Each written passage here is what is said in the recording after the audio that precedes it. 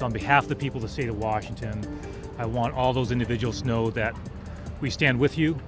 We'll be here to do everything we can to help with the situation, and we'll be here as long as it takes. As long as it takes. Washington's governor, along with state and local leaders and first responders in Longview tonight, sharing an immense amount of grief and concern over this. A chemical tank that blew up this morning at a paper and pulp mill, killing one person, injuring 9 others, with 9 more unaccounted for, and a recovery process now underway. Thanks for being with us on what's been a very tough day and night in the Northwest. I'm David Mulco. The implosion in the aftermath at the Nippon Dynawave plant along the Columbia, described by one elected leader as a test of our ability to come together. Family tonight confirming the man who died was this man, 52-year-old Gilbert Bernal. He worked at the plant along with his son and about 1,000 other workers. Photos show what appears to be the collapsed tank along with a pickup truck crushed under a pole, giving you a sense of the scale of the tragedy, with officials saying water and air quality testing is ongoing. And while there is no wider risk to Longview or Kelso residents at this time, they're asking them to avoid dikes and ditches in the area, saying there is still a substantial risk at the mill and beyond. Let's bring in Alma McCarty now live in Longview, where family and friends held a vigil to come together and to lift each other up. Alma? Yeah, and before that vigil even began, the community heard from Washington's governor all the way down to Longview's mayor, all of them promising support and eventually answers in this tragedy. Now, here on site, the work to stabilize that damaged tank that contained the chemical mixture, that work will resume tomorrow morning.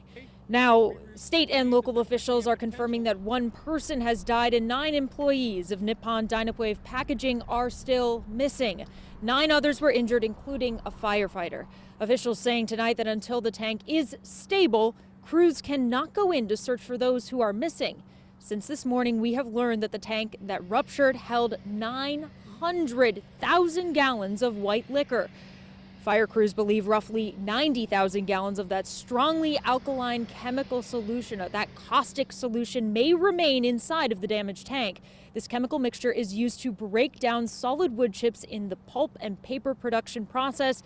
In Longview's downtown tonight, dozens gathered for a prayer vigil after so much pain and so much uncertainty ahead, as leaders again vowed to provide answers in due time.